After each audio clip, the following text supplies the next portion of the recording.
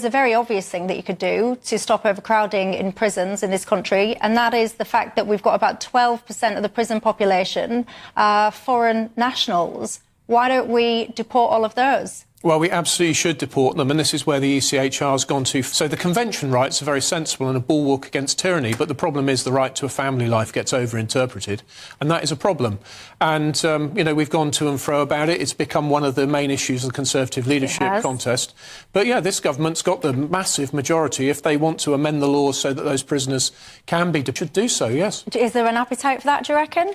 I don't think there's an appetite on that particular issue in this government, because I think that the Labour Party has made the Human Rights Act, which incorporates ECHR law into our domestic law, a sort of item of faith. It was something passed by the new Labour as a human rights lawyer, is very loyal to it, and I think that it's almost a kind of a shibboleth, a kind of ideological fixation that they have with the ECHR, and I'm not sure that they're going to move anywhere on that. This is a really dangerous point then, because if it becomes a shibboleth on both sides, we could end up just losing a sense of all reason and proportion and what we're trying to achieve. Right. The issue here is we need to deport foreign criminals.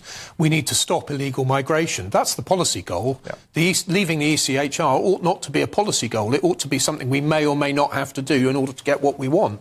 And it's becoming a shibboleth on both sides, and we might end up just missing the objective, which actually the public... Brexit campaigner Steve Baker wants to deport foreign criminals. Hey guys, one of the key pieces of advice that I always try and offer anyone who listens to the channel is to listen to experts, not politicians, because while experts might risk their reputation by being wrong, politicians seem to gain more power the more they mislead us. Another piece of advice is to be sceptical of oversimplified solutions to complex problems. So it's disheartening to hear the idea of deporting foreign nationals in British prisons as a supposed solution to overcrowding, a simplistic take being pushed by none other than Brexit hardliner Steve Baker.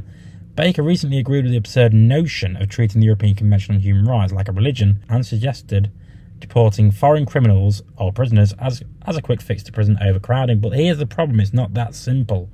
Deporting foreign nationals isn't just about deciding to do so. You need agreements in place with the receiving countries.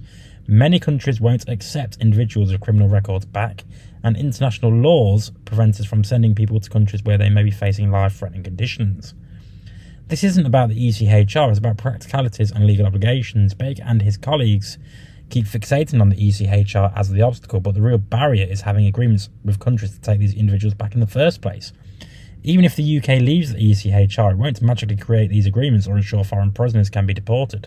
It's also troubling that Baker, a former Northern Ireland minister, would disregard the critical role the ECHR plays in upholding the Good Friday Agreement, which is fundamental to peace in Northern Ireland. But instead of addressing these legitimate concerns, Baker and others in his camp focus on immigration, trying to push it as the #1 public issue, even though polls consistently show the NHS and the cost of living as the real priorities for the British people. Their obsession with stripping away human rights protections under the guise of tackling immigration is dangerous. Do we really trust figures like Baker, Robert Jenrick or Kenny Badenoch to safeguard our rights? I don't think so, and I doubt many would. But let me know what you think in the comments. I've been Jake from Just Jake. Subscribe to the channel, and as always, I'll see you next time.